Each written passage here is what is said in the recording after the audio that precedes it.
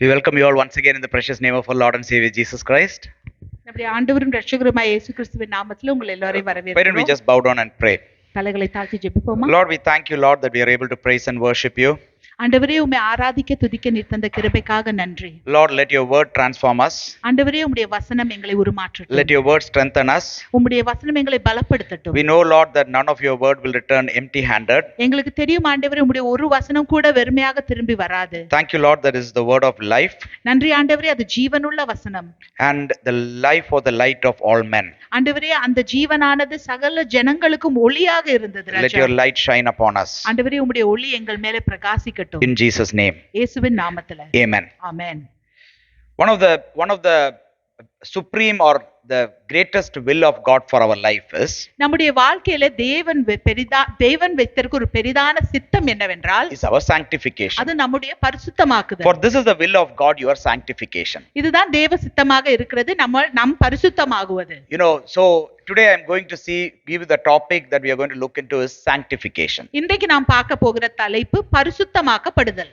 And that is everything, the ultimate purpose of God for everything that he has done for you and me is only one purpose, is our sanctification. தேவன் நமக்காக எதையெல்லாம் செய்தாரோ அதனுடைய எல்லா நோக்கம் என்னவென்றால் நாம் பரிசுத்தமாக்கப்பட வேண்டும். God's purpose for everything that he did in the Old Testament was for our sanctification. பழைய ஏற்பாட்டில் தேவன் என்னெல்லாம் செய்தாரோ அது எல்லாம் நம்முடைய பரிசுத்தமாக்குதல். When God sent his only son Jesus Christ, நம்முடைய தேவன் அவருடைய ஒரே பேரான குமாரனாகிய இயேசு கிறிஸ்துவை made from woman, made under the law, அந்த நியாய பிரமாணத்துக்கு கீழே ஸ்திரீயின் மூலமாக was for our sanctification. அது நம்முடைய பரிசுத்தமாக்குதலுக்கு. Christ's death on the cross of Calvary, ஆண்டவராகிய இயேசு கிறிஸ்துவின் சிலுவை மரணம் was for our sanctification. நம்முடைய பரிசுத்தமாக்குதலுக்காக. God sending the Holy Spirit to us, தேவன் ஆவியானவரை நமக்கு அனுப்புனது is for our sanctification. நாம் பரிசுத்தமாகுவதற்கு. The end objective for everything that God is done, doing and going to do in our life is for our sanctification. தேவன் எதெல்லாம் செய்திருக்கிறாரோ, செய்து கொண்டிருக்கிறாரோ, செய்ய போகிறாரோ அதனுடைய முடிவு எல்லாம், அதனுடைய குறிக்கோள் எல்லாம் நாம் பரிசுத்தமாக்குவது. And one of the important work of the Holy Spirit, the mighty work of the Holy Spirit, is to bring or to guide us in this process of sanctification. இந்த ஆவியானவருடைய ஒரு முக்கியமான கிரியை என்னவென்றால், வேலை என்னவென்றால், நாம் இந்த பரிசுத்தமாக்குகிற இந்த பயணத்திலே நம்மை கொண்டு போவது. So what is sanctification? பரிசுத்தமாக்கப்படுதல் என்றால் என்ன? What do you mean to be sanctified? பரிசுத்தமாக்கப்படுவது என்றால் என்ன? அதுக்கு அர்த்தம் என்ன? See, when you're reading the Bible, when you're going through the words in the Bible, நாம் வேதத்தை வாசிக்கும் பொழுது, அதனுடைய வசனங்களை எல்லாம் வாசிக்கும் பொழுது, we need the help of the Holy Spirit to understand it. அதை புரிந்து கொள்வதற்கு ஆவியானவருடைய துணை நமக்கு தேவை. So that all the doctrines fit together. அப்பொழுதுதான் எல்லா சத்தியங்களும் ஒன்றுக்கொன்று இணையும். It fit together as one piece. அது எல்லாம் ஒன்றுக்கொன்று இணைந்து ஒரே மாதிரியாகும். As one belong to the other, one support the other. அது ஒன்றுக்கு ஒன்று உதவி செய்யும். And we'll see one big piece. We can see one big piece or one picture that will show all these doctrines together. அது எல்லாம் ஒத்து போய் ஒரு புகைப்படமாக, ஒரு வரைபடமாக அது நமக்கு தெரியும். That is how the Holy Spirit guides us. அப்படிதான் ஆவியானவர் நம்மை வழிநடத்துகிறார். There is doctrine of salvation. அதுதான் அந்த ரட்சிப்பின். There is a doctrine of salvation. ஒரு ரட்சிப்பின் சத்தியம் உண்டு. There is a doctrine of justification. நீதிமான் ஆக்குவதற்கு ஒரு சத்தியம் உண்டு. உபதேசம். Okay, there is a doctrine of justification. நீதிமான் ஆக்கப்படுவதற்கு ஒரு உபதேசம் உண்டு. There is a doctrine for sin. பாவத்துக்கென்று ஒரு உபதேசம் உண்டு. There is a doctrine for sanctification. பரிசுத்தமாக்கப்படுதலுக்கும் ஒரு உபதேசம் உண்டு. So you can see that all these doctrines are given so that the Holy Spirit, when we seek the help and as we read and meditate the word of God, it will all fix together one into other. இந்த உபதேசங்கள் எல்லாம் எதுக்கு கொடுக்கப்பட்டிருக்குது என்றால், நம் தேவனுடைய வசனத்தை வாசிக்கும் பொழுது ஆவியானவருடைய துணையினாலே இந்த ஒவ்வொரு உபதேசங்களும் ஒன்றுக்கொன்று ஒத்து போகும். We are all justified by faith. நாம் எல்லாம் விசுவாசத்தினாலே நீதிமான்கள் ஆக்கப்படுகிறோம். What does justified mean? நீதிமான்கள் ஆக்கப்படுவது என்றால் என்ன அர்த்தம்? That means in one word, justified means just as if I have not sinned. அந்த ஒரே வார்த்தையில சொல்லணும் என்றால், நீதிமான் ஆக்கப்படுதல் என்று சொன்னால் நான் பாவம் செய்யாதது போல ஆகுவது. So when you say that God has justified me, தேவன் என்னை நீதிமான் ஆக்கினார் என்று நாம் சொல்லும் பொழுது, through faith in Jesus Christ, இயேசு கிறிஸ்துவின் மூலம் மேலுள்ள விசுவாசத்தினாலே, we sinners, நான் பாவிகளாகிய நாம் because of the blood of Jesus Christ, because of the sacrifice of Jesus Christ, ஆண்டவராகிய இயேசு கிறிஸ்துவின் இரத்தத்தின் மூலமாக அவருடைய பலியின் மூலமாக that now the Father is seeing us through Jesus Christ as if we have not sinned. இயேசு கிறிஸ்து மூலமாக பிதா நம்மை பார்க்கிறார், நாம் ஒரு பாவமுமே செய்யாதது போல. Because everything that we deserve has been carried by Jesus on the cross of Calvary. ஏனென்றால் நமக்கு என்னெல்லாம் வர வேண்டுமோ அதை எல்லாம் ஆண்டவராகிய இயேசு கிறிஸ்து சிலுவையில சுமந்து He has விட்டார். carried our shame, he has carried our sorrows, everything on the cross of Calvary. நம்முடைய வேதனைகளை, நம்முடைய வெட்கங்களை எல்லாமே அவர் சுமந்து விட்டார். And through that perfect sacrifice, அந்த அந்த அந்த சரியான அந்த பலியினாலே now God Father is pleased. பிதா The பிரியப்படுகிறார். law is fulfilled. அப்பொழுது அந்த நீதி நிறைவேற்றப்பட்டது. Now the Father is able to see us as children of God, justified, just as if we have not sinned, even though we are the one who committed all the sins. இப்பொழுது பிதா நம்மை பார்க்கிறார், அவருடைய பிள்ளைகளாக, நீதிமான்களாக, பாவமே செய்யாதவர்களாக நாம் பாவம் செய்த பொழுதும். So you can see that this is how we are justified in the eyes of God. இப்படிதான் நாம் ஆண்டவருடைய பார்வையில் நீதிமான்கள் ஆக்கப்படுகிறோம். But it is not a license to go on sin and sin and sin again and ask for forgiveness. அதுக்காக நம்ம போய் மறுபடியுமாக பாவம் செய்து கொண்டே இருந்து மன்னிப்பு கேட்டுக்கொண்டே இருக்கணும் என்ற அர்த்தம் அல்ல. You know, just because I am justified by the Lord doesn't mean that now I can go and sin again and again. Blood of Jesus Christ will cleanse me from all unrighteousness and I can just go and ask for forgiveness again and again. It is not that. நான் ஏதோ நீதிமான் ஆக்கப்பட்டதனால நான் மறுபடியும் பாவம் செய்யலாம், மன்னித்து ஆண்டவர் நம்முடைய இயேசு கிறிஸ்துவின் இரத்தத்தின் மூலமாக என்னை மன்னிச்சு கொண்டே இருப்பார் என்று சொல்லி நம்ம அது அப்படியான ஒரு லைசென்ஸ் அல்ல.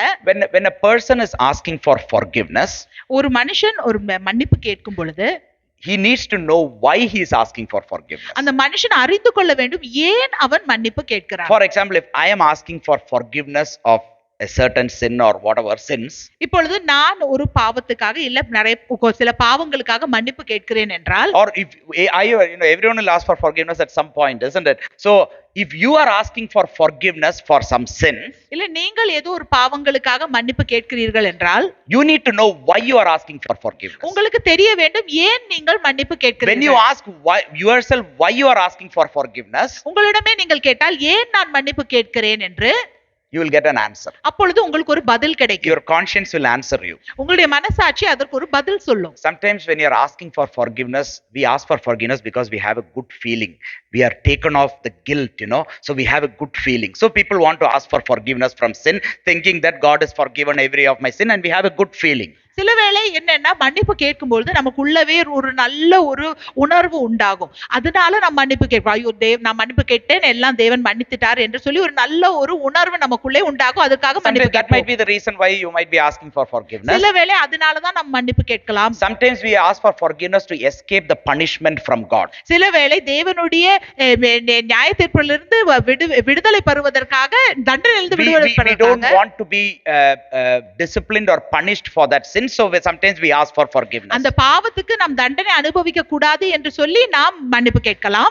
But when a person asks for forgiveness, ஆனால் ஒரு மனிதன் மன்னிப்பு கேட்கும் பொழுது he literally is meaning that he wants to be sanctified. அவன் என்ன அர்த்தத்தோடு கூட கேட்கிறான் என்றால் நான் பரிசுத்தமாக்கப்பட வேண்டும் என்ற அர்த்தத்தோடு கூட கேட்கிறான். When anyone asks for forgiveness, you and me, the right answer, the only answer is you now saying I want to be sanctified. யாராக நீங்களும் நானும் மன்னிப்பு கேட்கும் பொழுது ஒரே ஒரு பதில் தான் இருக்கிறது, ஒரே ஒரு காரணம் தான் இருக்கிறது, நாம் பரிசுத்தமாக்கப்பட வேண்டும். That is the only reason that needs to come within you for you asking for forgiveness. இந்த ஒரு காரணம் மட்டும் தான் நமக்குள்ளே வர வேண்டும் நாம் மன்னிப்பு கேட்பதற்காக. It is not for a good feeling. அது ஒரு நல்ல உணர்வு It is not a fear that I need to be escaping a punishment. God should not punish me for that. இல்லை தண்டனைக்கு நான் தப்புவிக்கணும் என்று சொல்லி அந்த பயத்தினால அல்ல. That's why many people ask for forgiveness before going for something important in their life. அதனால தான் வாழ்க்கையில ஒரு முக்கியமான காரியத்துக்கு போறதுக்கு முன்பாக எல்லாரும் மன்னிப்பு கேட்கறாங்க. Before going to write an exam, we'll say, Lord, forgive all my sins, Lord. ஒரு பரீட்சை எழுத போவதற்கு முன்பாக உடனே ஜெபிப்போம், ஆண்டவரே என்னுடைய பாவங்களை எல்லாம் மன்னிச்சிருங்க. Before going for a visa or a job or whatever important thing in our life, we will say, Lord, forgive all my sins. Don't hold it to heart. ஒரு விசா கிடைக்கிறதோ இல்ல வேலை கிடைக்கிறதோ எதுக்கு ஒரு முக்கியமான காரியத்துக்கு போகுது முன்னாடி சொல்ல, ஆண்டவரே என்ன மன்னிச்சிருங்க, உங்க இதயத்துல ஒன்னையும் வச்சிடாதீங்கன்னு. Have you asked yourself why before going for all these important events you are asking for forgiveness of sins? நீங்க கேட்டிருக்கீங்களா உங்களிடமே, ஏன் இந்த முக்கியமான காரியத்துக்கு போவதற்கு முன்பாக நான் மன்னிப்பு கேட்கிறேன் என்று? Because don't punish me by not giving what I'm going for. That's why we are asking for sins forgiveness before going. நான் போற காரியத்துல வந்துட்டு அதை எனக்கு தராம என்னை தண்டிச்சிடாதீங்க, அதனால தான் அந்த மன்னிப்பு கேட்டுட்டு போறோம். But forgiveness of sins is asking forgiveness is meant for your sanctification. மன்னிப்பு கேட்கிறது எதுக்கு என்றால் நாம் பரிசுத்தமாக்கப்படுவதற்கு. Your desire is to be sanctified. நம்முடைய நோக்கம் எல்லாம் நாம் பரிசுத்தமாக்கப்பட வேண்டும். And the Lord wants to give you a start. தேவன் அங்கே நம்ம ஒரு துவக்கத்தை தருகிறார். So you are asking for forgiveness of sins. அதனால தான் நாம் பாவத்துக்கு மன்னிப்பு கேட்கிறோம். And the blood of Jesus Christ will cleanse you. அப்பொழுது கிறிஸ்துவுடைய இரத்தம் நம்மை சுத்திகரிக்கும். You are having a desire to walk in light. அப்பொழுது நம்ம ஒளியிலே நடக்க you are having it அப்பொழுதெல்லாம் கிடையாது. If you are having a desire to walk in light, நீ அந்த ஒளியிலே நடக்கணும் என்ற வாஞ்சை உங்களுக்கு இருந்தால், that's why you are asking forgiveness of sins. அதனால தான் நீங்கள் பாவ மன்னிப்பு கேட்கிறீர்கள். You and me literally need to ask for forgiveness for sins for your and my actions, because we don't want to walk in darkness but we want to walk in light. நீங்களும் நானும் நாம் செய்கிற ஒவ்வொரு பாவ காரியத்துக்காகவும் மன்னிப்பு கேட்க வேண்டும், ஏனென்றால் நாம் இருளிலே நடவாமல் ஒளியிலே நடக்க விரும்பணும். So what is sanctification? பரிசுத்தமாக்கப்படுதல் என்றால் என்ன? Because for everyone has their own understanding or meaning about being holy, sanctified.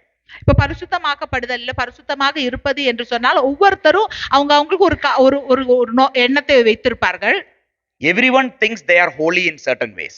எல்லாரும் வந்துட்டு நான் சில வழிகள்ல பரிசுத்தமானவள் என்று நினைக்கலாம். Or we carry our things that we think we do well as the one that is holy and we hold it up. இல்லை என்றால் நாம் சரியாக செய்கிற காரியங்கள் எல்லாம் தான் பரிசுத்தமான காரியங்கள் என்று சொல்லி அதை நாம் உயர்த்தி பிடிக்கலாம். Say a person who regularly comes to church, for a big part of holiness is I regularly come to church, you are not coming to church, so I am holy, you are not holy. இப்போ ஒரு எல்லா வாரமும் சபைக்கு வரவங்க நினைக்கலாம், நான் எல்லா வாரமும் சபைக்கு வரேன் அதனால நான் பரிசுத்தமானவன், நீ சபைக்கு வரல அதனால நான் பரிசுத்தம், நீ உனக்கு பரிசுத்தம் இல்லை. அதனால வராம இருந்துறாதீங்க, அதோட கருத்து நான் அப்படி சொல்ல வரல. I am not saying don't stop from coming, this is not what I am meaning.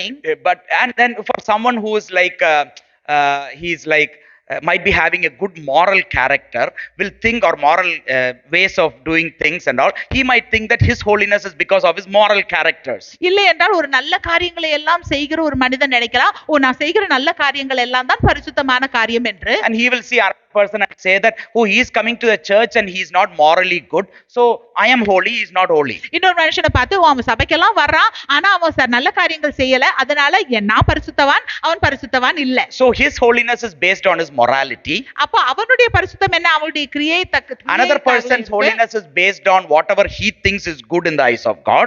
இன்னொரு ஆளுடைய பரிசுத்தம் எப்படி இருக்குன்னா, ஆண்டவருடைய பார்வையில் இது நல்லது என்று அவன் எதை நினைக்கிறானோ அது பரிசுத்தம் என்று நினைக்கிறான். But what is sanctification? ஆனால் பரிசுத்தமாக்கப்படுதல் என்றால் என்ன? Now we are going to look into two aspects. ரெண்டு பகுதிகளை பார்க்க போகிறோம். So what sanctification means?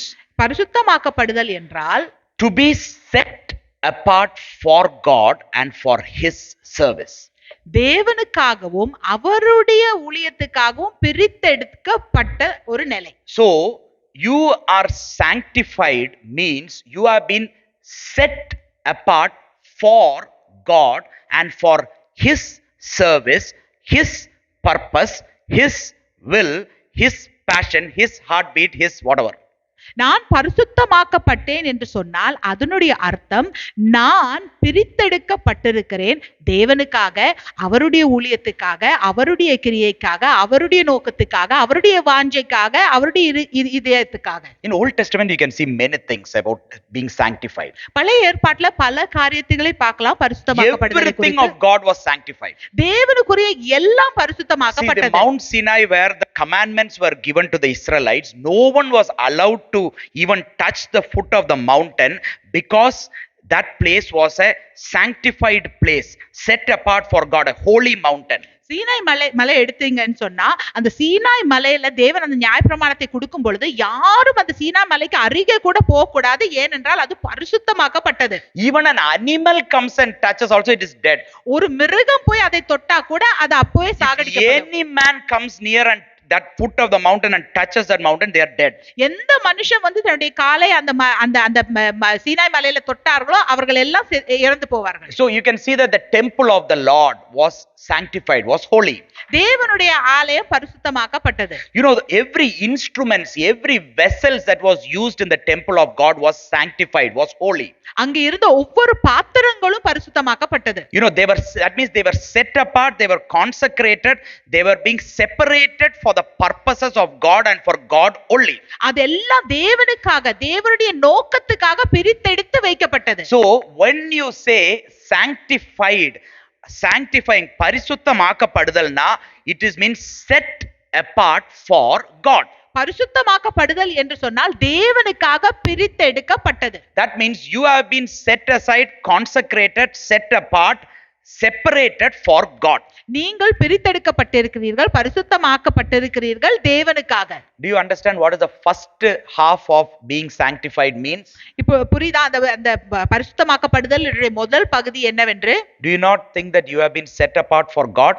நீங்கள் தேவனுக்காக பிரித்தெடுக்கப்பட்டிருக்கிறீர்கள் என்று உணர்கிறீர்களா? The day you gave your life to the Lord Jesus, நீங்கள் உங்களுடைய வாழ்க்கையை ஆண்டவராகிய இயேசு கிறிஸ்துவுக்கு கொடுத்த அந்த நாளிலே, the day you have received the Holy Spirit, ஆவியானவரை பெற்றுக்கொண்ட அந்த நாளிலே you have been sanctified. நீங்கள் பரிசுத்தமாக்கப்பட்டிருக்கிறீர்கள். That means you have been set apart for God. தேவனுக்கென்று நீங்கள் பிரித்தெடுத்து வைக்கப்பட்டிருக்கிறீர்கள். God was so much showing all his wrath in the Old Testament because what was sanctified for God was being used for other purposes.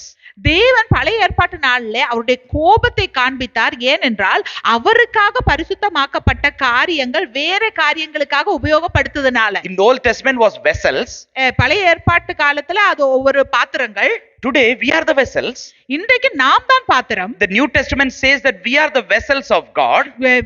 புதிய ஏற்பாட்டு சொல்றது நாம் தேவனுடைய பாத்திரம். We have been a vessel that has been sanctified and set apart for God. நாம் ஒரு பிரித்தெடுக்கப்பட்ட பரிசுத்தமாக்கப்பட்ட ஒரு பாத்திரம் தேவனுக்காக. You know exactly how the Lord was seeing the Old Testament, he is now seeing in you in the New Testament. எப்படியாக அந்த பழைய ஏற்பாட்டு காலத்துல தேவன் பார்த்தாரோ அந்த பாத்திரத்தை, அதே போல நம்மையும் தேவன் இப்போ பார்க்கிறார். For example, I will give you a verse. ஒரு உதாரணத்துக்கு ஒரு வசனத்தை நான் சொல்லுகிறேன். If you turn with me to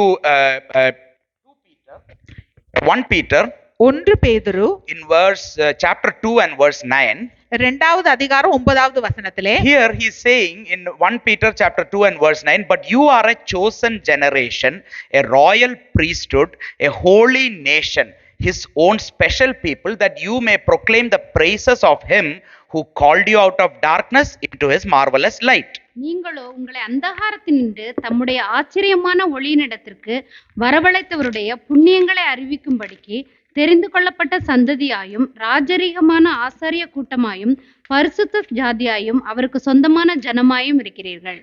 And here we can see that this is what the Lord has called his people. இப்படிதான் தேவன் தன்னுடைய ஜனங்களை அழைத்திருக்கிறார். He wants them to be special people. ஒரு விசேஷித்த ஜனமாக தேவன் அழைத்திருக்கிறார். And this was not only for them. It was not a promise that was given just for these people in the New Testament. இந்த புதிய ஏற்பாட்டு காலத்தில் உள்ள ஜனங்களுக்கு மட்டும் கொடுக்கப்பட்ட வாக்குத்தத்தம் அல்ல. But this was the exact promise that was given to the Israelites in the Old Testament in the Exodus in Mount Sinai. அங்க சீனாய் மலையில அந்த இஸ்ரவேல் ஜனங்களுக்கு தேவன் கொடுத்த வாக்குத்தத்தம். He told you Israelites are going to be a nation of priests for me. இப்போ அந்த இஸ்ரவேல் ஜனங்களை பார்த்து சொன்னார், நீங்கள் எல்லாம் எனக்கு ஆசாரிய கூட்டமாக இருப்பீர்கள் என்று. He is saying that you are my special people. நீங்கள் எனக்காக விசேஷித்த ஜனங்கள் என்று. And this is what you need to say to your children, your coming generation, that you are a chosen nation, you are priests. This is what he told. அவர் சொன்னார், நீங்கள் உங்களுடைய சந்ததிகளுக்கு சொல்ல வேண்டும், நீங்கள் ஆசாரிய கூட்டம், நீங்கள் ஒரு விசேஷித்த ஜாதி என்று உங்களுடைய பிள்ளைகளுக்கு சொல்ல வேண்டும். So even if you think about a holy God and you want to be holy in the eyes of God, the first thing you need to think, you need to come is you are set apart for God. நீங்கள் தேவனுக்கு முன்பாக பரிசுத்தமாக்கப்படணும் என்று நினைத்து வருகிறீர்கள் என்றால் நீங்கள் அறிந்து கொள்ள வேண்டும், நீங்கள் பிரித்தெடுக்கப்பட்டிருக்கிறீர்கள் தேவனுக்காக. But that is only the first half. அது முதல் பகுதி So மட்டும்தான். you are set apart for God. தேவனுக்காக நாம் பிரித்தெடுக்கப்பட்டு வைத்திருக்கிறோம். In the Old Testament you can see that all the vessels were set apart only for God. ஏன்னா பழைய ஏற்பாட்டுல பார்க்கலாம், ஒவ்வொரு பாத்திரங்களும் தேவனுக்காக பிரித்தெடுக்கப்பட்டது. But there is another important part for sanctification. ஆனால் பரிசுத்தமாக்குதலுக்கு இன்னொரு பகுதி இருக்கிறது. We are set apart from everything that is profane, impure, unclean. அந்த அழுக்காக இருக்கிற, அசுத்தமாக இருக்கிற எல்லா காரியங்களிலிருந்தும் நாம் பிரித்தெடுக்கப்பட்டிருக்கிறோம். So we are set apart for God. தேவனுக்காக பிரித்தெடுக்கப்பட்டிருக்கிறோம். But we are also set apart from impureness, uncleanness, unrighteousness, profanity. அசுத்தமானது, அழுக்கானது, அந்த காரியத்திலிருந்து எல்லாம் நம்மை பிரித்தெடுக்கப்பட்டிருக்கிறோம். The vessels and instruments or anything of God that has been set apart for God was not supposed to be used in an ordinary way or in an impure, unclean way. தேவனுக்காக பிரித்தெடுக்கப்பட்ட பாத்திரங்கள் ஒன்றுமே ஒரு அசுத்தமான, அசிங்கமான காரியத்துக்கு உபயோகப்படுத்த கூடாது. Whenever the Israelites were involved in uncleanness and profanity and ordinary ways, even though they have been set apart for God, இஸ்ரவேல் ஜனங்கள் தேவனுக்காக பிரித்தெடுக்கப்பட்ட ஜனங்கள், இந்த ஜனங்கள் அசுத்தமான பாவமான காரியத்தில் ஈடுபட்ட பொழுது, because God had set them apart from uncleanness, தேவன் அவர்களை அசுத்தத்திலிருந்து பிரித்தெடுத்து வைத்தார். Whenever they did it, someone from Babylonians or Assyrians or someone came and attacked them and took over them. அவங்க அசுத்தத்தை செய்த பொழுது யாராவது ஒருத்தர், பாபிலோனியர்களா இருக்கிறோம், அசீரியர்களாக இருக்கிறோம், அவரை வந்து தாக்கி அவர்களை எடுத்துக்கொண்டு போயிட்டாங்க. First they came and ransacked the temple, took all those vessels, gold vessels, everything that was set apart for God. They took that also, and they took this people also as captives. So you can see that the people of the vessels, they were also taken because they were set apart from these things. They got involved, and now the vessels also gone, they also gone. முதலாவது அவர்கள் வந்து அந்த ஆலயத்தை தாக்கி அந்த ஆலயத்தில் இருந்த பாத்திரங்களை எடுத்துட்டு போய் இந்த பாத்திரங்களாக இருந்த இஸ்ரவேல் ஜனங்களையும் எடுத்துக்கொண்டு போய் விட்டார்கள். ஏனென்றால் அவர் தேவனுக்காக பிரித்தெடுத்து வைத்த ஜனங்கள். Do you know that you are being sanctified by the Lord? உங்களுக்கு தெரியுமா நீங்கள் தேவனால பரிசுத்தமாக்கப்பட்டிருக்கிறீர்கள் என்று? That means you have been set apart for God. அதுக்கு அர்த்தம் என்றால் நீங்கள் தேவனுக்காக பிரித்தெடுக்கப்பட்டு வைத்திருக்கிறீர்கள். And you have been set apart from ordinary, unclean, profane, sinful ways.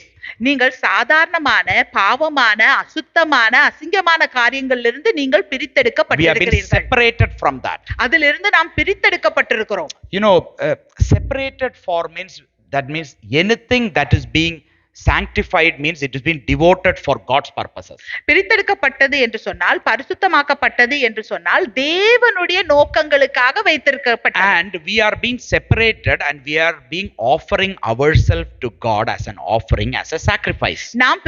நம்மை பிரித்தெடுத்திருக்கிறார், நாம் தேவனுக்கென்று ஒரு பலியாக உபயோகப்படுத்தப்பட்டிருக்கிறோம். So when you and me know that my body, my mind, my soul has been separated for God and everything is for God, and I've been separated from impurity and uncleanness, then you and me can be used by God.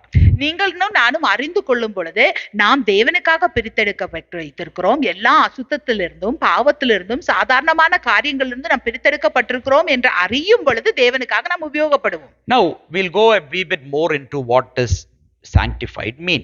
இப்பொழுது நாம் இன்னும் அதிகமாக அறிந்து கொள்வோம் பரிசுத்தமாக்கப்படுதல் என்றால் என்ன.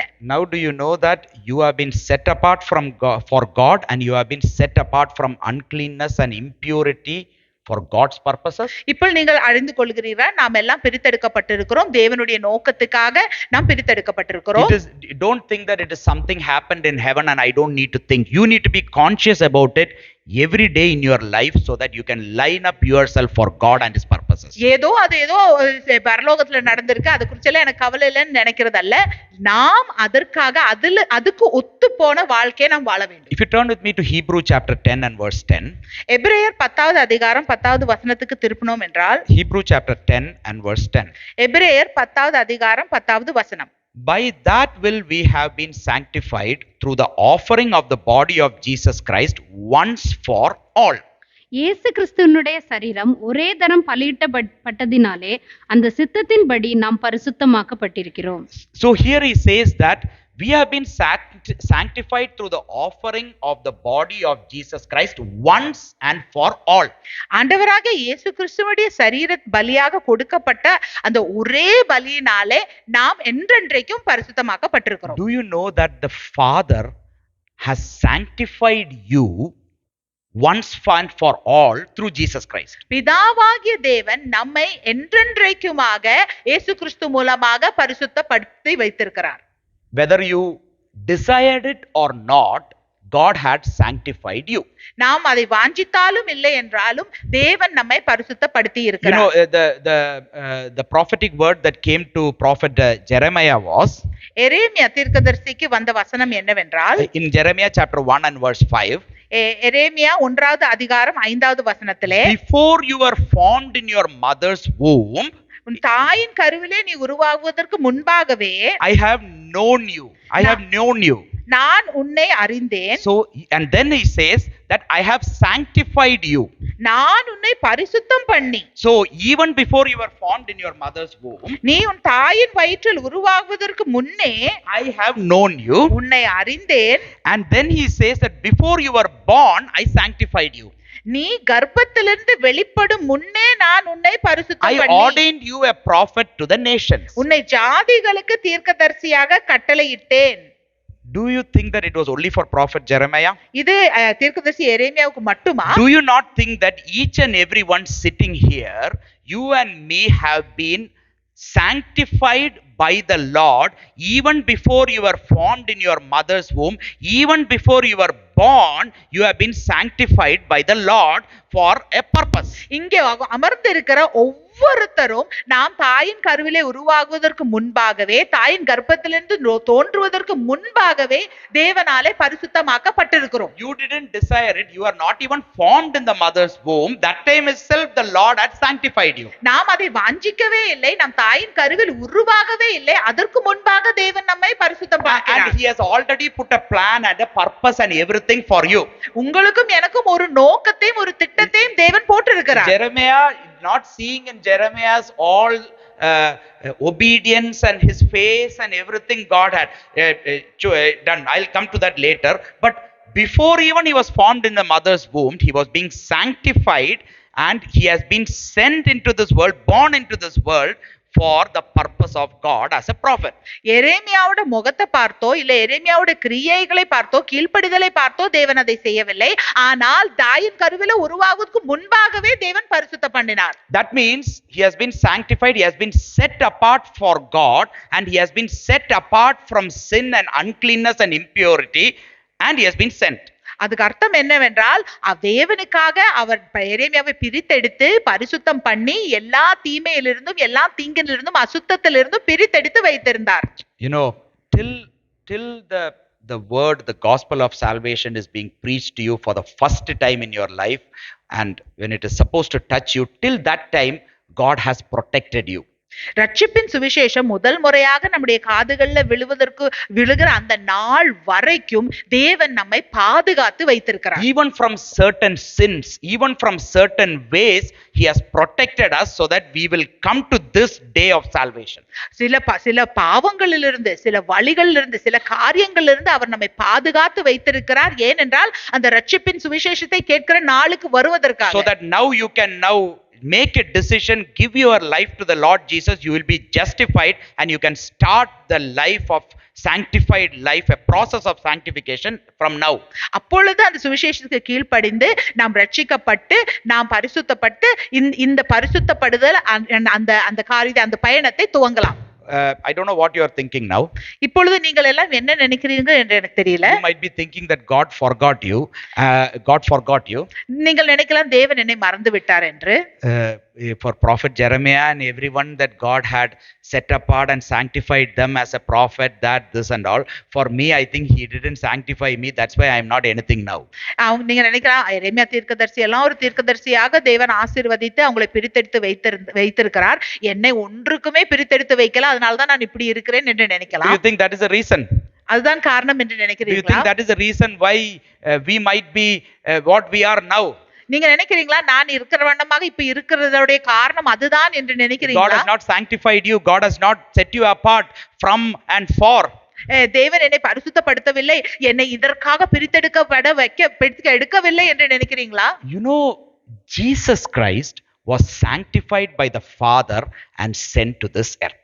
ஆண்டவராக இயேசு கிறிஸ்துவை பிதாவாகிய தேவன் பரிசுத்தப்படுத்தி இந்த பூமிக்கு அனுப்பினார். Jesus himself is saying this. ஆண்டவராக இயேசு கிறிஸ்துவே இதை In சொல்லுகிறார். John chapter 10, யோவான் 10வது அதிகாரம் you can see that in verse 36. But before that, Jews were trying to beat him, stone him because of whatever truth he told. 36வது வசனத்துல இதற்கு முன்பாக யூதர்கள் எல்லாம் இயேசு சொன்ன சத்தியத்திற்காக இயேசுவை அடிக்க சென்று Because கொண்டிருக்கிறார்கள். Jesus compared himself to the good shepherd, the one who is going to be the savior, come from the Father.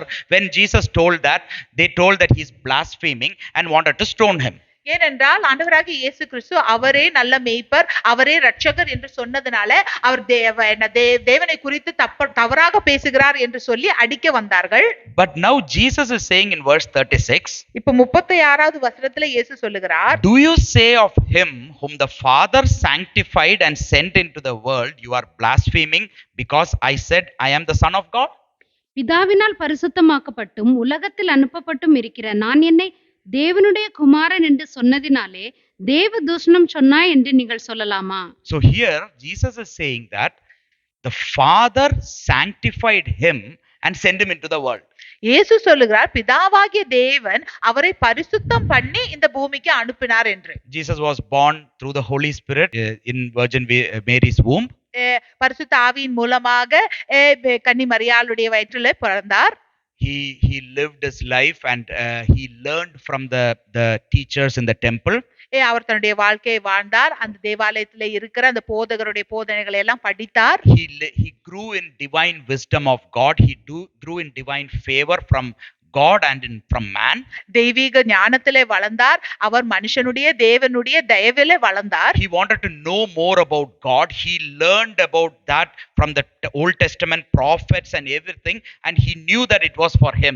தேவனை குறித்து இன்னும் அறிய வேண்டும் என்று சொல்லி பழைய ஏற்பாட்டில் இருக்கிற சத்தியங்கள் இருந்து எல்லாம் அவர் கற்றுக்கொண்டு அவரை குறித்து தான் அது சொல்லப்பட்டிருக்கிறது என்று அறிந்தார். At the age of 12 itself, he realized that he had come into this world sanctified to do the Father's business. 12 வயது ஆன பொழுதே அவர் உணர்ந்து கொண்டார், அவர் பரிசுத்தமாக்கப்பட்டு இந்த பூமிக்கு அனுப்பப்பட்டிருக்கிறார் தன்னுடைய பிதாவினுடைய வேலையை செய்வதற்காக. Just like how Jeremiah prophet was sanctified as a prophet and sent into this world, Jesus was the one who was sanctified first. The first one who was sanctified and sent into the world before decided itself is Jesus. எப்படியாக எரேமியா தீர்க்கதரிசி பரிசுத்தமாக்கப்பட்டு தேவன் இந்த பூமிக்கு அனுப்பினாரோ அதுக்கெல்லாம் முன்பாகவே ஆண்டவராகிய இயேசு கிறிஸ்துவை பரிசுத்தம் பண்ணி பிதாவாகிய தேவன் இந்த பூமிக்கு அனுப்பினார். In Revelation chapter 13, வெளிப்படுத்தல் 13வது அதிகாரத்திலே you know when Jesus was sanctified by the Father, உங்களுக்கு தெரியுமா எப்பொழுது பிதாவாகிய தேவன் இயேசுவை பரிசுத்தப்படுத்தினார் என்று? He has been set apart by the Father. எப்பொழுது தேவன் பிதா அவரை பிரித்தெடுத்தார் என்று? Small clue here is given in Revelation chapter 13 and verse 8. வெளிப்படுத்தல் 13வது அதிகாரம் 8வது வசனத்திலே all who dwell on the earth will worship him whose name have not been written in the book of life of the lamb slain from the foundation of the world.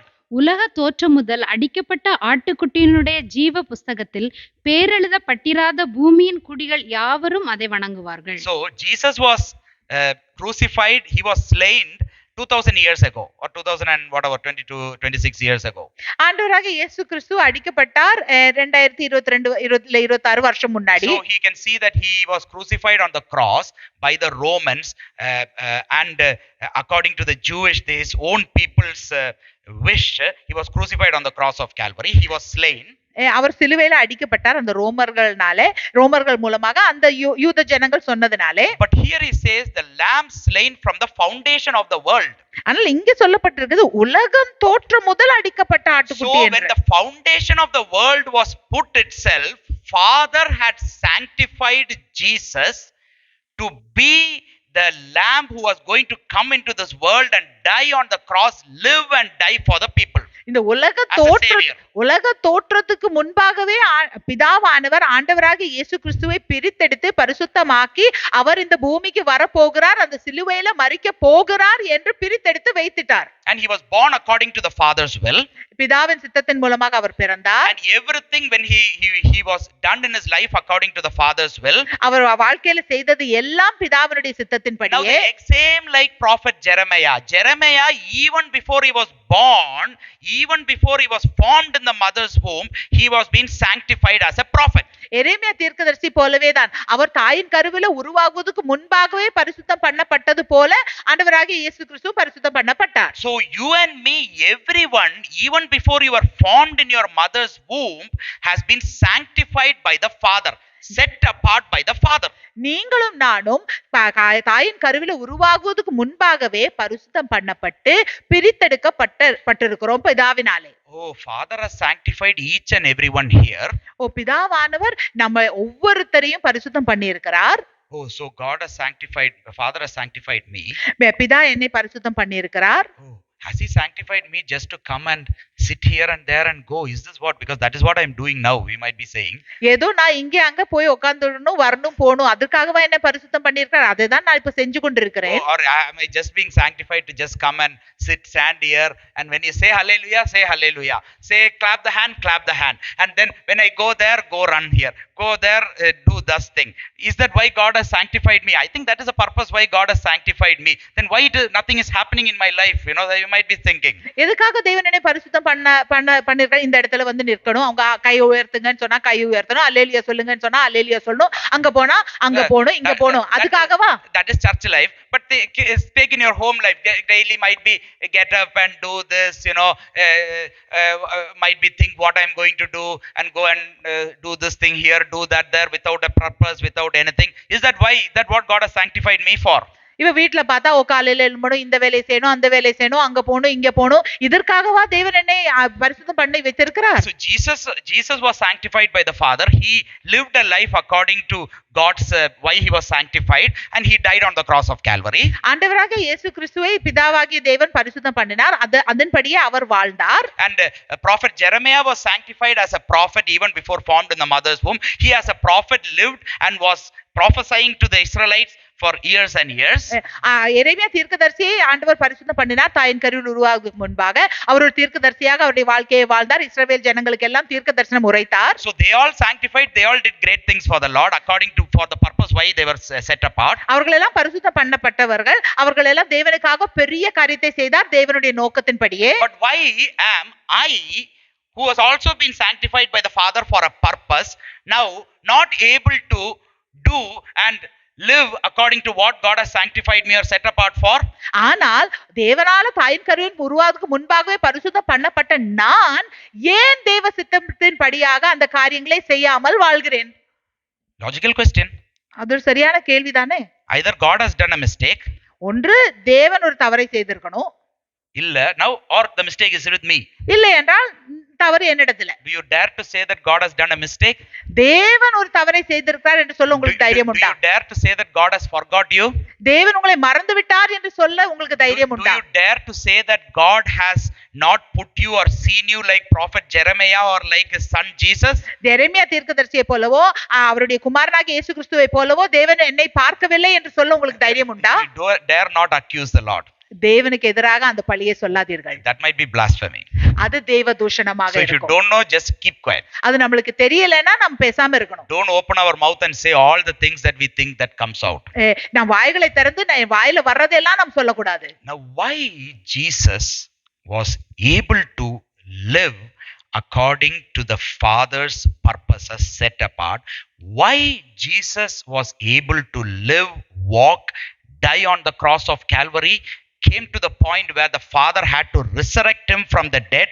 How he came to that point was, பிதாவு எதற்காக ஆண்டவராக இயேசு கிறிஸ்துவை பிரித்தெடுத்தாரோ பரிசுத்தம் பண்ணினாரோ அந்த நோக்கத்தின்படி ஏன் இயேசு கிறிஸ்துவால வாழ முடிந்தது, நடக்க முடிந்தது, சிலுவையில அறையப்பட்டு பிதாவானவர் உயிர்த்தெழுப்புற அந்த நிலை வரைக்கும் எப்படி அவரால் போக முடிஞ்சது? He is giving a answer when he is praying for his disciples in John chapter 17. அவருடைய சீஷருக்காக ஜெபிக்கும் பொழுது அந்த பதிலை இயேசு சொல்லுகிறார் யோவான் 17வது அதிகாரத்திலே. John chapter 10 Jesus said that the Father has sanctified me and sent me into this world. யோவான் 10வது அதிகாரத்திலே இயேசு சொன்னார் என் பிதாவானவர் என்னை பரிசுத்தம் பண்ணி இந்த உலகத்திலே என்னை அனுப்பினார் என்று. But here you can see that Jesus is saying in John chapter 17 and verse 17 he is saying to his disciples, he is praying for his disciples, he is saying he is praying to the Father, sanctify them by your truth, your word is truth. உம்முடைய சத்தியத்தினாலே அவர்களை பரிசுத்தமாக்கும், உம்முடைய வசனமே சத்தியம். So Jesus is praying for his disciples and he is praying to the Father for the disciples and saying, Father, sanctify these disciples by your truth, your word is the truth.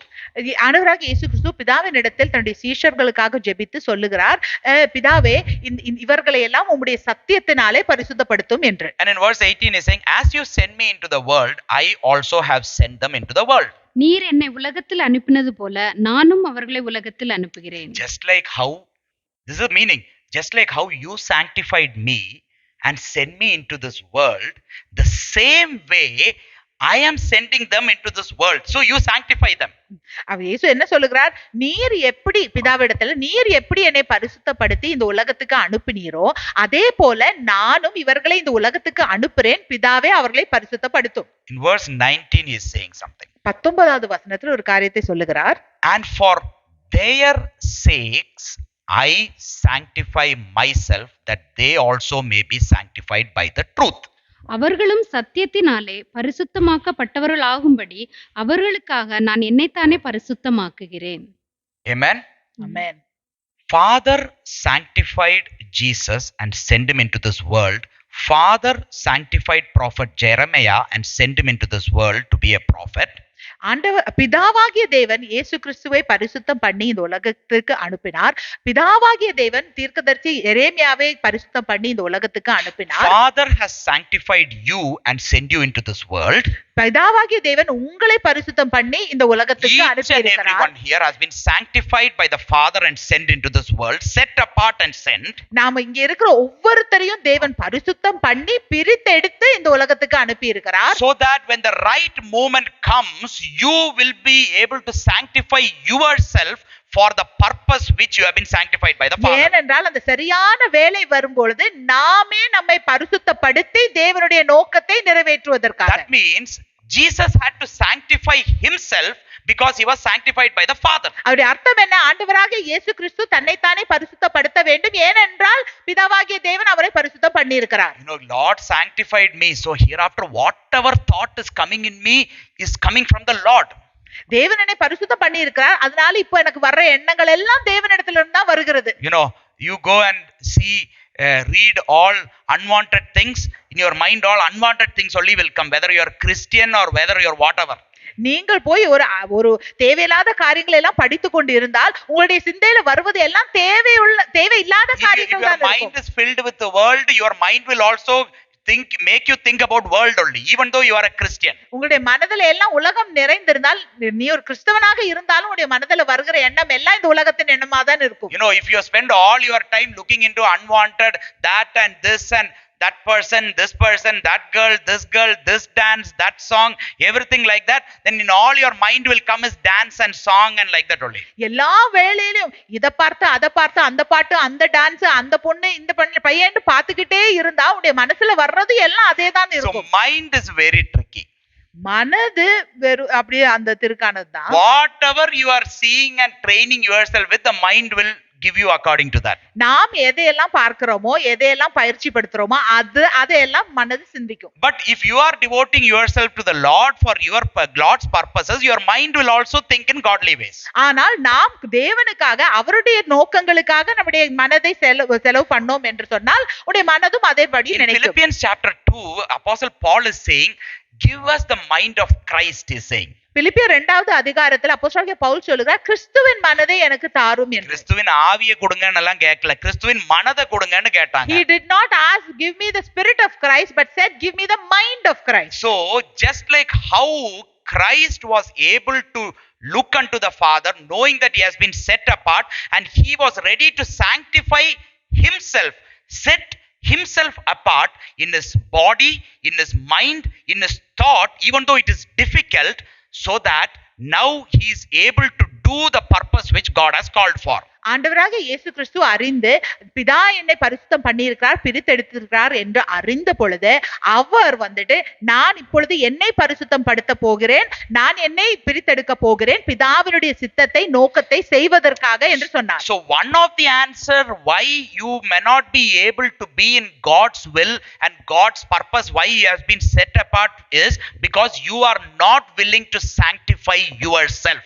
நான் ஏன் தேவனுடைய திட்டத்தை செய்ய முடியாமல் இருக்கிறது, தேவன் பிரித்தெடுத்த காரியத்தை ஏன் செய்ய முடியாமல் இருக்கிறது என்ற கேள்விக்கு ஒரு பதில் இப்படியாக இருக்கலாம், நாம் நம்மை பரிசுத்தப்படுத்தாததனால. See, one of the reason might be God might be preparing you. He wants you to wait, seeking his presence, and that is there.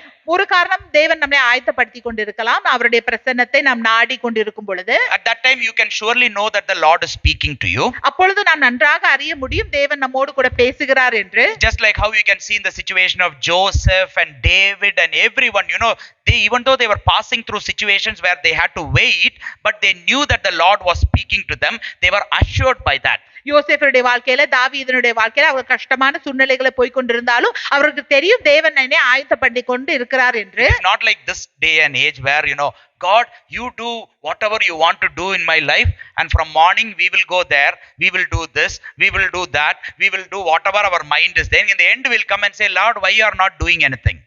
That is not that thing. Like, don't come and deceive yourself like this. Okay, இந்த நாட்களை போல அல்ல, தேவனே என்னுடைய வாழ்க்கையில உங்களுக்கு என்ன வேணுமோ அதெல்லாம் நீங்க செய்யுங்க, ஆனா காலையில இருந்து சாயங்காலம் வரைக்கும் நான் என்னுடைய ஒவ்வொரு காரியத்தையும் செய்து கொண்டிருக்கிறேன், கடைசியில வந்து தேவன் ஒண்ணுமே என் வாழ்க்கையில செய்யல என்று கேட்கிற அந்த காரியம் அல்ல. அப்படி ஏமாற்றிக் கொள்ளாதீர்கள்.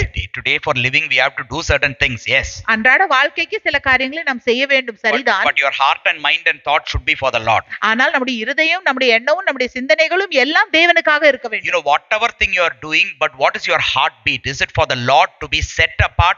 Why you have been set apart? Is that your purpose or your heartbeat is, I want to do the things, I want to sanctify myself to do the things why I have been set apart for the Lord. நாம் எந்த காரியத்தை செய்தாலும் நம்முடைய இருதய துடிப்பு எதுவாக இருக்கிறது, தேவன் என்னை எதற்காக பிரித்தெடுத்து வைத்திருக்கிறாரோ, எதற்காக பரிசுத்த பண்ணி வைத்திருக்கிறாரோ அந்த நோக்கத்தை நிறைவேற்ற வேண்டும், அதுதான் உங்களுடைய இதய துடிப்பா? For that you have to sanctify yourself. அதற்காக நாம் நம்மையே பரிசுத்தப்படுத்த வேண்டும். Don't you think that Jesus sanctified himself?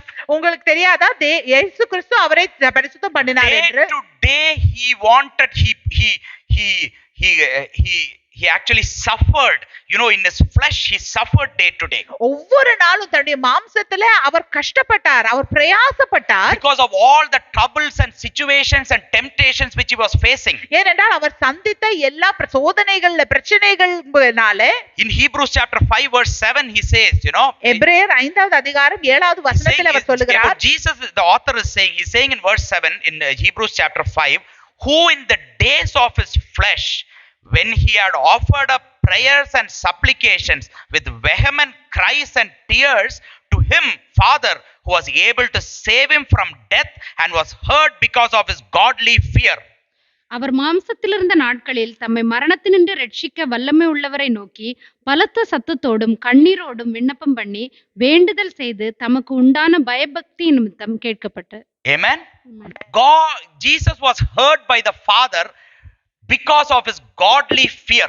அவருடைய இயேசுவுடைய பயபக்தியினாலே தான் பிதா அவர் சொன்னதை கேட்டார். And in the days of the flesh of Jesus, he offered himself through prayer and supplication so that the one who can save him from death, till that point.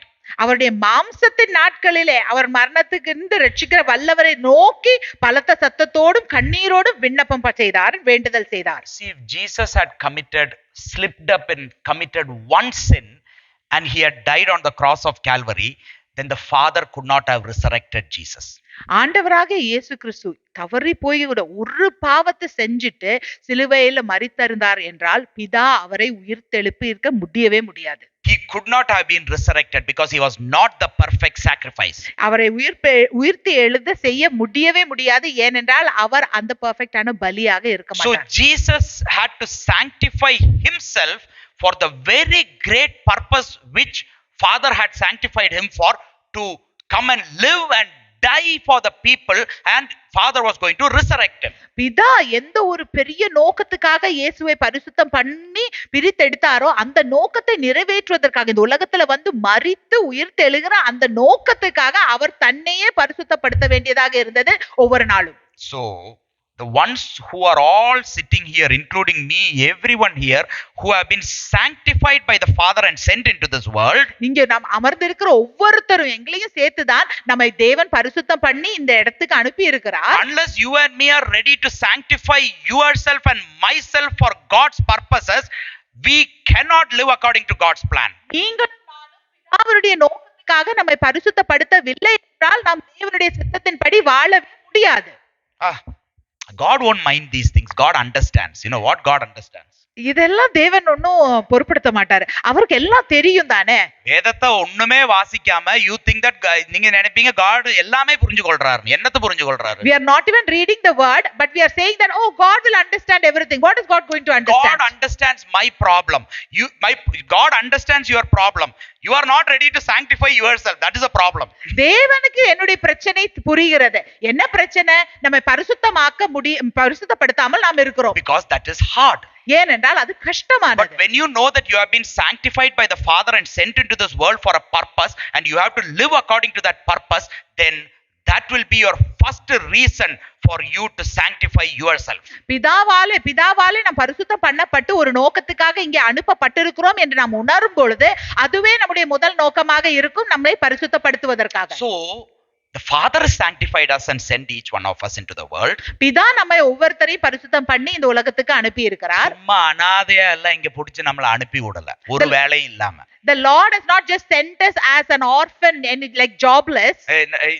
நம்மள சும்மா அங்க இங்கே வந்து அப்படியே நம்ம நினைச்சதை எடுத்து பண்ணிட்டு இருக்கிறதுக்காக எல்லாம் அனுப்பல. The Lord has not sent us so that we can just go here and there, wander and do whatever we like. He has a specific purpose.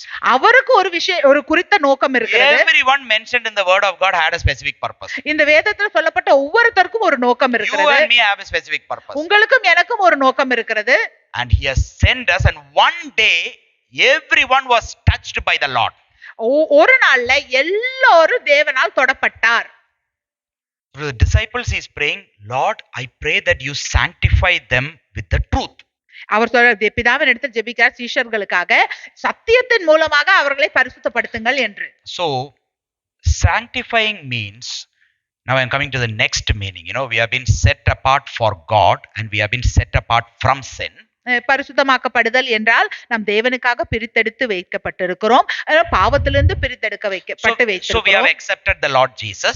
இப்போது நாம் ஆண்டவராகிய இயேசு கிறிஸ்துவை ஏற்றுக்கொண்டோம். He is my savior. அவர்தான் என் இரட்சகர். Now we have entered into this process of sanctification. இப்பொழுது அந்த பரிசுத்தமாக்குகிற காரியத்துக்குள்ளே நாம் நுழைந்து விட்டோம். Okay, we have been entered the journey, we have been saved by the Lord. Yes, நாம் தேவனால் இரட்சிக்கப்பட்டோம், நாம் அந்த பயணத்துக்குள்ளே நுழைந்து விட்டோம். First I told we have been justified by the Lord. முதலாவதாக தேவன் நம்மை நீதிமான்கள் ஆக்கினார் by faith. விசுவாசத்தின் மூலமாக. We have been made righteous. Our position is righteousness. Our position of righteousness, we are justified by in the eyes of God. நம்முடைய நிலை என்றால் நான் ஒரு நீதிமான், தேவனால நீதிகரிக்கப்பட்டிருக்கிறோம். But there is a problem. ஆனால் ஒரு பிரச்சனை இருக்கு.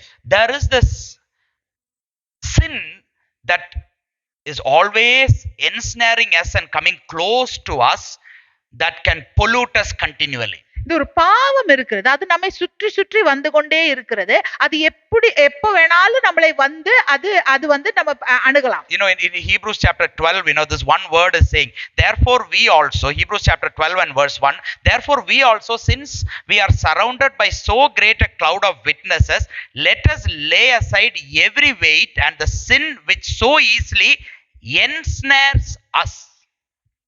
ஆகையால் மேகம் போன்ற இத்தனை திரளான சாட்சிகள் நம்மை சூழ்ந்து கொண்டிருக்க, பாரமான யாவற்றையும் நம்மை சுற்றி நெருக்கி நிற்கிற பாவத்தையும் தள்ளிவிட்டு. நெருக்கி நிற்கிற பாவம், you know, the sin that ensnares us. நம்மை நெருக்கி நிற்கிற பாவம். So even though you are saved, even though you are justified, even though you are right in the eyes of God through Jesus, we have this problem that there is sin ensnaring us and we will be continually polluted by this sin. நாம் ரட்சிக்கப்பட்டிருந்தாலும், நாம் நீதிமான்கள் ஆக்கப்பட்டிருந்தாலும், பாவம் செய்யாதது போல ஆக்கப்பட்டிருந்தாலும், இந்த பாவம் இருக்கிறது நம்மை நெருக்கிக் கொண்டே இருக்கிறது. அது நம்மை அசுத்தமாக முயற்சித்துக் கொண்டு இருக்கிறது. But immediately when I have accepted the Lord Jesus, I have entered this process or this journey of sanctification. நான் ஆண்டவராக இயேசு கிறிஸ்துவை ஏற்றுக்கொண்ட உடனேயே நான் இந்த பரிசுத்தமாக்கப்படுதலின் அந்த பயணத்துக்குள்ளே நுழைந்து விட்டேன். So through the Holy Spirit wants to sanctify us. That is the will of God, our sanctification. பரிசுத்த ஆவியின் மூலமாக, அதுதான் தேவ சித்தமாக இருக்கிறது. பரிசுத்த ஆவியானவர் நம்மை பரிசுத்தப்படுத்த வந்திருக்கிறார். So as a believer, what is sanctification for you? ஒரு விசுவாசியாக பரிசுத்தமாக்கப்படுதல் நமக்கு என்ன? It is the gracious and the day-to-day continued operation of the Holy Spirit in you.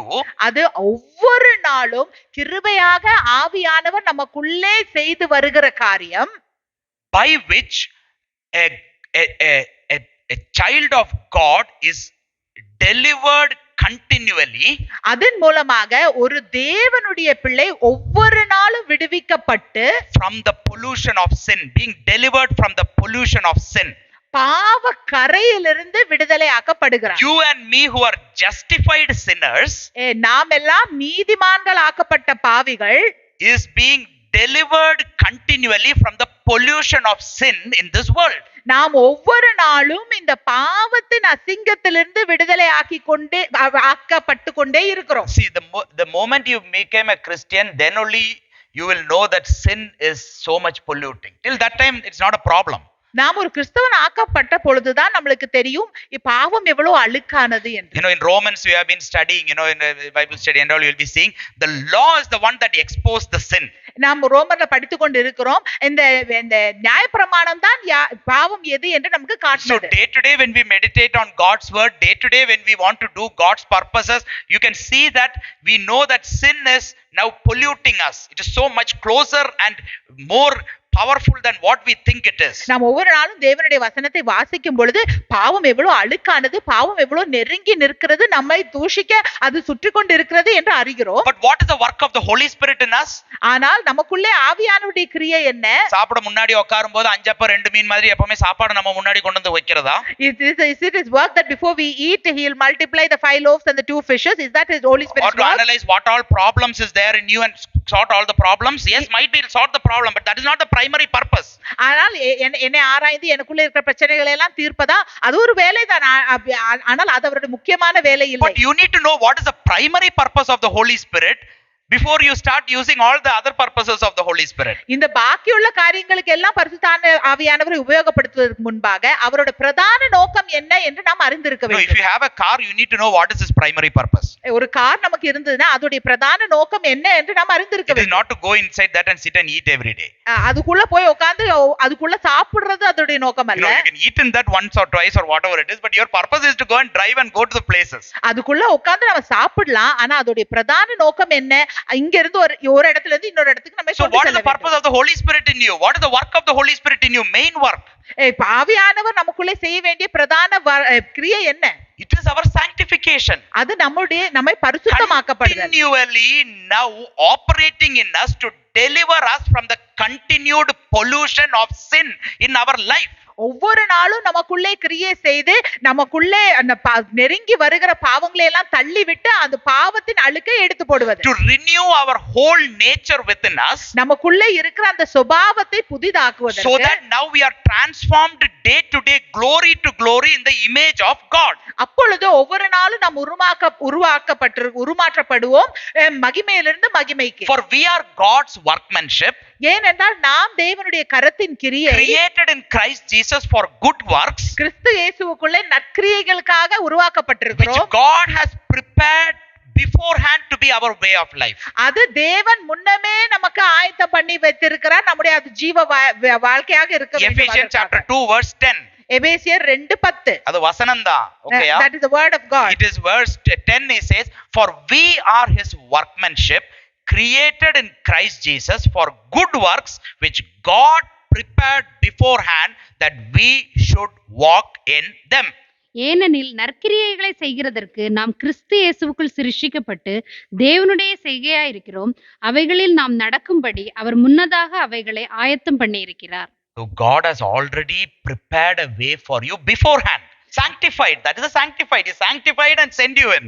தேவன் நமக்காக முன்னமே ஒரு வழியை ஆயத்தம் பண்ணி வைத்திருக்கிறார். அதுதான் பரிசுத்தமாக்கப்படுதல். So the work of the Holy Spirit is to now operate in us, speak to us, kindle us, to encourage us, to comfort us, so that now we will be able to be delivered from the sin that is trying to ensnare us, and we will be transformed into the nature of Christ day to day. இப்பொழுது நமக்குள்ளே கிரியை செய்கிற ஆவியானவருடைய கிரியை என்னவென்றால், நம்மை நெருங்கி நிற்கிற இந்த பாவத்திலிருந்தெல்லாம் நம்மை விடுவித்து ஒவ்வொரு நாளும் உருமாற்றி தேவனுடைய நோக்கத்துக்கென்று நம்மை கொண்டு செல்வது. To deliver us from the power and the pollution of sin in our life. நம்முடைய வாழ்க்கையில் இருக்கிற பாவ வல்லமையிலிருந்தும் பாவத்தின் கரையிலிருந்தும் நம்மை விடுவிக்கிறது.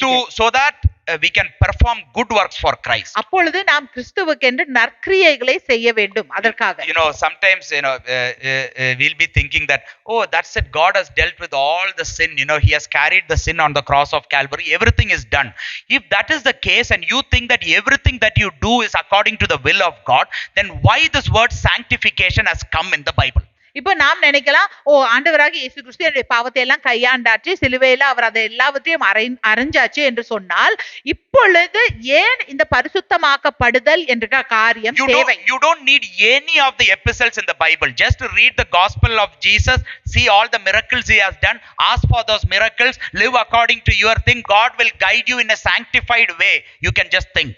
அப்பொழுது அப்படி நாம நினைச்சோம் என்றால், இந்த எழுதின ஒரு ஆகமங்களும் நிருபங்களும் நமக்கு தேவையில்லை. நாம் அந்த சுவிசேஷங்களை மட்டும் படித்துவிட்டு நாம் போயிடலாம்.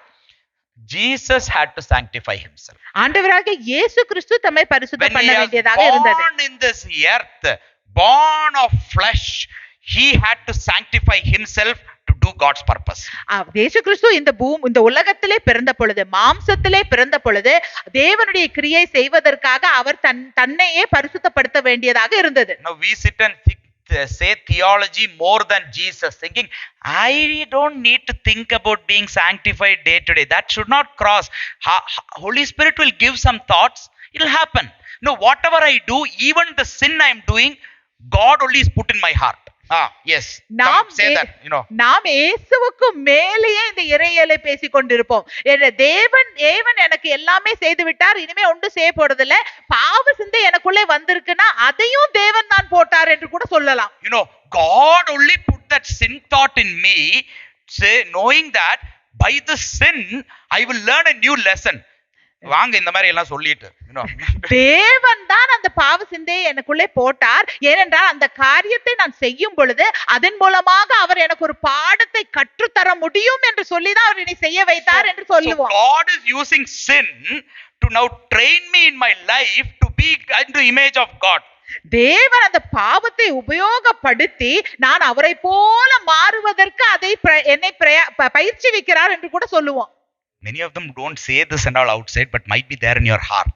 இதெல்லாம் நம்ம வெளியில சொல்லலன்னா கூட ஒருவேளை நம்முடைய இருதயத்துக்குள்ள இருக்கலாம். So relaxed to just live a Christian life without sanctifying myself, because knowing that he has sanctified me, I am not ready to sanctify myself, but we can play with the Bible however we want, man.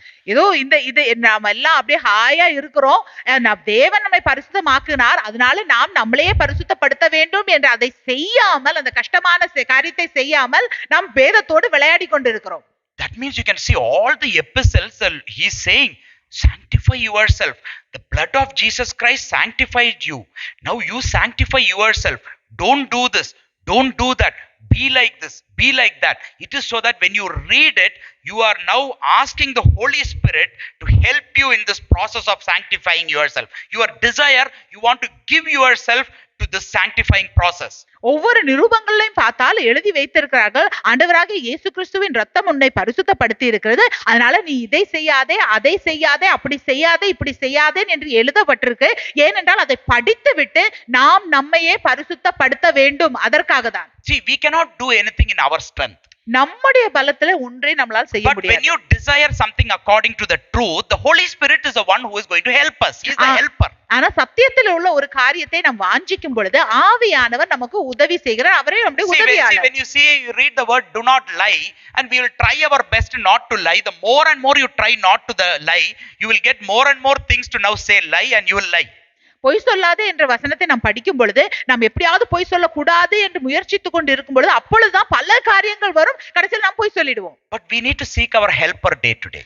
ஆனால் ஒவ்வொரு நாளும் நம்முடைய தேற்றவாளனை நாம் தேட வேண்டும். Who is the helper? யார் நமக்கு உதவி செய்கிறவர்? பக்கத்து வீட்டு கவிதாவும் மாலாவும் ரமேஷும் சுரேஷுமா? பக்கத்து வீட்டுல இருக்கிற Kavitha Mala Suresh. Is it our neighbor Kavitha Mala and Suresh? Is that the helper? Are they our helpers? They are not helpers. அவர் நம்முடைய உதவியாளர்கள் அல்ல. The Holy Spirit. நம்முடைய உதவியாளர் நமக்கு உதவி செய்கிறவர் ஆவியானவர். Sorry, ஏதோ பேர் சொல்லிட்டேன். யாராவது இருக்கீங்களா இந்த மாதிரி பேர்ல எல்லாம் அடிச்சு விட்டுட்டேன். Don't mind if you have that name. I'm really sorry.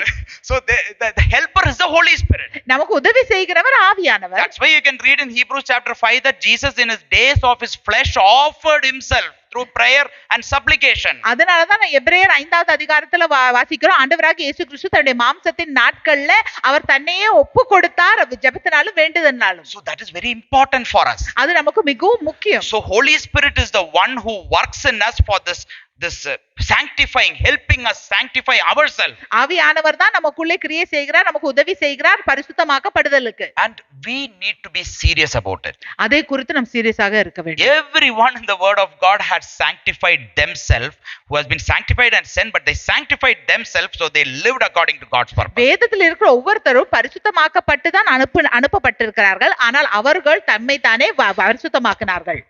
See, for the first time that God came and touched you, nothing was your brilliance. The God chose and he touched you.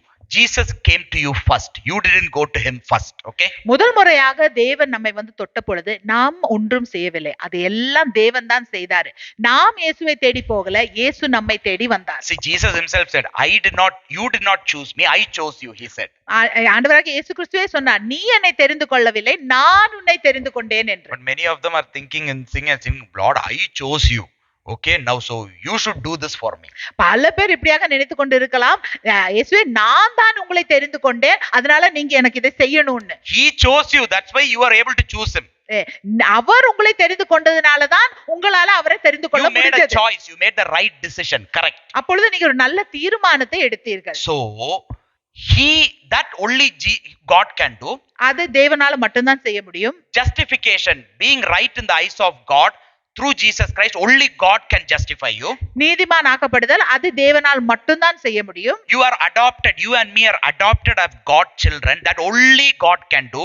We cannot help in that adoption and all. God has adopted you. Whoever you are, when you have accepted the Lord, you are adopted. A spirit of adoption. You have been adopted by the Lord. நம்மை தேவன் தெரிந்து கொண்ட பொழுது அந்த புத்திர சுவீகாரம் கிடைத்தது அது பூரா ஆண்டவர் தான் செய்தார்.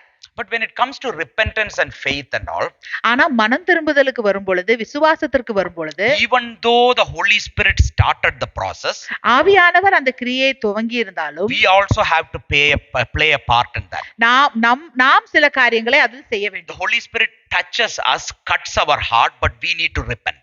ஆவியானவர் நம்மை தொடுகிறார், நம்முடைய இருதயத்தை கிழிக்கிறார், ஆனால் அதற்கு நாம் ஒரு காரியத்தை பிரதியுத்தரமாக செய்ய வேண்டும். He comes and touches us, he brings faith in us, but we need to respond, walk, think in faith. That is our part as well. அவர் நம்முடைய இருதயத்துக்குள்ளே விசுவாசத்தை கொண்டு வருகிறார், ஆனால் அந்த விசுவாசத்தை ஏற்றுக்கொண்டு அதை விசுவாசிக்க வேண்டியது நம்முடைய வேலையாக இருக்கிறது. Without faith it is impossible to please God. விசுவாசம் இல்லாமல் தேவனுக்கு பிரியமாக இருக்கிறது கூடாத காரியம். But Jesus is the pioneer or perfecter of our faith. Hebrews he says. ஆனால் நம்முடைய விசுவாசத்தை துவக்குகிறவரும் முடிக்கிறவரும் ஆண்டவராகிய இயேசு கிறிஸ்து. So he gives the faith to us and he is pleased by that faith.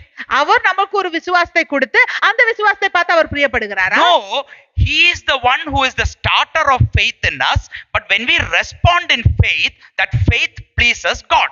அவர் நமக்குள்ளே விசுவாசத்தை துவக்குகிறவராக இருக்கிறார், அதற்கு பிரதியுத்தரமாக நாம் விசுவாசிக்கும் பொழுது தேவன் அதை பார்த்து பிரியப்படுகிறார். That's why Jesus saw many people and told, you have great faith, you have little faith, you have no faith, because their response of faith was bad or really good. அதனாலதான் சிலவங்களை பார்த்து இயேசு சொன்னார், உடைய விசுவாசம் பெரிது, சிலவங்களை பார்த்து அற்ப விசுவாசியே, சிலவர்களை பார்த்து அவிசுவாசியே என்று தேவன் சொன்னார். So you can see that for repentance, faith, there needs to be a response for ourselves. Same for sanctification. எப்படி மனம் திரும்புதலுக்கும் விசுவாசத்துக்கும் நம்ம இடத்துல இருந்து ஒரு கிரியை தேவையோ அதே போலதான் பரிசுத்தமாக்கப்படுதலுக்கும். That means God has sanctified you and sent you.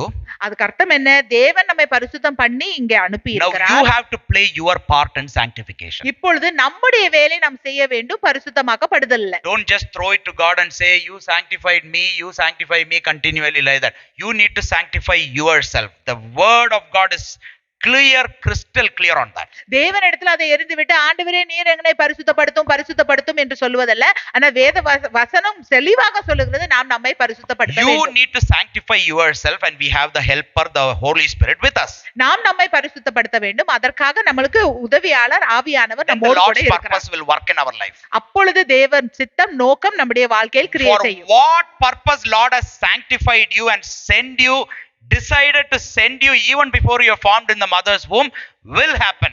தாயின் கருவில உருவாகுவதற்கு முன்பாகவே நம்மை பரிசுத்தம் பண்ணி எந்த நோக்கத்துக்காக பிதா நம்ம இங்க அனுப்பி இருக்கிறாரோ அந்த நோக்கம் நிறைவேறும். You'll ask that, ஆண்டவர் சித்தம் நடக்காம போகுமா? Will the Lord's purpose, God's will not happen? Sometimes Lord's will won't happen. சில வேளை தேவனுடைய சித்தம் நடக்காமலும் போகும். Because you are not ready to do your part. ஏனென்றால் நம்முடைய காரியத்தை செய்ய நாம் ஆயத்தமில்லாமல் இருக்கிறோம். Some of God's will happen. தேவனுடைய சில சித்தங்கள் நடக்கும். Whether you are the best Christian or the worst Christian, Jesus is going to come again. நீங்க நல்ல கிறிஸ்தவனாக இருந்தாலும் கெட்ட கிறிஸ்தவனாக இருந்தாலும் ஆண்டவராகிய இயேசு கிறிஸ்து ஒரு நாள் He is வரப்போகிறார். going to come again for everyone. அவர் மறுபடியுமாக வரப்போகிறார் எல்லாருக்காகவும். Whether you played your part or not, there's going to be a judgment. நீங்கள் உங்களுடைய காரியத்தை செய்தார்களோ இல்லையோ ஒரு நீதி இருக்கிறது. Whether you are good or bad, there's going to be days of suffering, நீங்க நாம நல்லவங்களா இருந்தாலும் கெட்டவங்களா இருந்தாலும் பொல்லாத நாட்கள் வரப்போகுது. So those all will happen either however you are, that God's will happen. நாம் எப்படி இருந்தாலும் அதெல்லாம் நடக்கும். அது தேவ சித்தம் நடக்கும். But many of God's will may not happen in your life because you have not given yourself for the process of sanctification, because that is what is going to transform you into the image of God when He comes. ஆனால் நம்முடைய வாழ்க்கையில இருக்கிற பல தேவ சித்தங்கள் நடக்காமல் போகலாம். ஏனென்றால் நாம் நம்மையே பரிசுத்தமாக்கப்படுதலுக்காக சமர்ப்பிக்கவில்லை. So just like that, don't blame God's will. You have our part also. அதனால தேவ சித்தத்தை போய் குறை சொல்லிக் கொண்டு இருக்க வேண்டாம். நம்முடைய பகுதியும் இருக்கிறது. Our part is crystal clear. நம்முடைய பகுதி என்ன என்று தெளிவாக இருக்கிறது. Sanctify yourself. உங்களையே பரிசுத்தம் பண்ணிக்கொள்ளுங்கள். Set yourself apart for God's purpose. தேவனுடைய நோக்கத்துக்காக உங்களை பிரித்தெடுத்து வையுங்கள். Set yourself apart from what is unclean. அசுத்தத்திலிருந்து உங்களை பிரித்தெடுத்து வையுங்கள். And the Lord will strengthen. அப்பொழுது தேவன் உங்களை Let's all பலப்படுத்துவார். just stand to our feet and we are just going to quickly submit to the Lord. நாம் எழும்பி நின்று தேவனுக்கென்று நம்ம சமர்ப்பிக்க போகிறோம். Just one thing we are going to say, we just need to submit and surrender to the Lord. நம்ம ஒரு காரியத்தை நாம் சொல்ல போகிறோம். தேவனுக்கென்று நாம் அர்ப்பணிக்க போகிறோம். By the mercies of the Lord, I give my body as a living sacrifice, holy and acceptable to you. தேவனே உம்முடைய இரக்கத்தினாலே நான் என்னுடைய சரீரத்தை ஒரு ஜீவ பலியாக சமர்ப்பிக்கிறேன். That is the most acceptable worship. அதுதான் சரியான ஆராதனை. புத்தியுள்ள acceptable worship in front of God. அதுதான் தேவனுக்கு முன்பாக ஒரு புத்தியுள்ள ஆராதனையாக இருக்கிறது. Today we are just going to submit ourselves to the Lord. இன்றைக்கு நாம் தேவனுக்கு முன்பாக நம்மை சமர்ப்பிக்க போகிறோம். We are going to submit ourselves to the Lord and surrender and say, Lord, that I want to sanctify myself. Help me. நாம் நம்மை சமர்ப்பித்து அர்ப்பணம் செய்து நாம் சொல்ல போகிறோம். தேவனே நான் என்னை பரிசுத்தப்படுத்த வேண்டும். ஆண்டவரே எனக்கு உதவி செய்யுங்க. I want to set myself apart for you. ஆண்டவரே உங்களுக்காக நான் என்னை பிரித்தெடுக்க விரும்புகிறேன். I want to be set apart from whatever is not of you. உங்களிடத்திலிருந்து வராத எல்லா காரியத்திலிருந்தும் நான் என்னை பிரித்தெடுக்க விரும்புகிறேன். That is surrender. அதுதான் அர்ப்பணம். Holy Spirit, ஆவியானவரே, hear our cry today, Lord. ஆண்டவரே எங்களுடைய கூக்குரலை இன்றைக்கு கேளும். See our heart today, Lord. ஆண்டவரே எங்களுடைய இருதயத்தை காணும். You know what is going through our heart. ஆண்டவரே எங்களுடைய இருதயத்துல என்ன நடக்கிறது என்று உமக்கு தெரியும். If a man cannot understand, but you can understand whether I am surrendering or submitting, Lord. ஒரு மனுஷனுக்கு புரியலனா கூட உங்களுக்கு புரியும் நான் சமர்ப்பிக்கிறேனா இல்லையா என்று. Lord, I want you to look at my heart. ஆண்டவரே நீர் என்னுடைய இருதயத்தை காண I want to come to you in my secret place. ஆண்டவரே என்னுடைய அந்த ரகசிய இடத்துக்கு நான் வர வேண்டும் ஆண்டவரே. Lord, I want you to look at me. ஆண்டவரே நீர் என்னை காண I வேண்டும். want you to look at my heart. ஆண்டவரே என்னுடைய இருதயத்தை நீங்க பார்க்க வேண்டும். I am standing on the word of God, Lord. நான் தேவ வசனத்தின் மேல் நிற்கிறேன். Let your word sanctify us today. ஆண்டவரே உம்முடைய சத்தியம் எங்களை பரிசுத்தமாக்கட்டும். See our heart, Lord. எங்களுடைய இருதயத்தை காணும் Holy ஆண்டவரே. Spirit, come and restore your purposes in our life. ஆவியானவரே வந்து உங்களுடைய நோக்கத்தை எங்களுடைய வாழ்க்கையில புதுப்பியும். Just like Isaiah, we just say, here I am, Lord, I have come to you. ஏசாயா போல நாங்கள் சொல்லுகிறோம், ஆண்டவரே இதோ நான் இருக்கிறேன், உம்மிடத்துக்கு நான் வருகிறேன். I am returning to you, Lord, so you return to me, Lord. ஆண்டவரே நான் உம்மிடத்துக்கு திரும்புகிறேன், அதனால நீரும் என்னிடம் திரும்பும். I am coming to you in submission and surrender, Lord. ஆண்டவரே சமர்ப்பணத்தோடு கூட அர்ப்பணிப்போடு கூட வருகிறேன் ஆண்டவரே. Because I want to, Lord, set myself apart for you. ஏனென்றால் உமக்காக நான் என்னை பிரித்தெடுக்க விரும்புகிறேன். I want my body, soul and spirit to be set apart for you, blameless. என்னுடைய ஆவி, ஆத்துமா, சரீரம் குற்றமில்லாமல் உமக்காக சமர்ப்பிக்கப்பட்டு அர்ப்பணிக்கப்பட I want to be transformed from glory to glory in the image of Christ. ஆண்டவரே மகிமை மேல் மகிமையாக நான் உருமாற்றப்பட வேண்டும் ஆண்டவரே. Lord, this is our cry today, Lord. ஆண்டவரே இதுவே என்னுடைய கூக்குரலாக This is இருக்கிறது. my cry today, Lord. ஆண்டவரே இது என்னுடைய கூக்குரலாக இருக்கிறது. Lord, you hear our cry. ஆண்டவரே என்னுடைய கூக்குரலை கேளும். Come and help us, Lord. ஆண்டவரே எங்களுக்கு வந்து உதவி செய்யும். Help us in this journey. ஆண்டவரே இந்த பயணத்தில் எனக்கு உதவி செய்யும். Let your word enlighten us. ஆண்டவரே உம்முடைய வசனம் எங்களை In பிரகாசிப்பிக்கட்டும். Jesus' name we pray. இயேசுவின் நாமத்தில் பிதாவே. Amen. Amen. All God's people say, Amen. Amen. May the Lord Amen. bless you.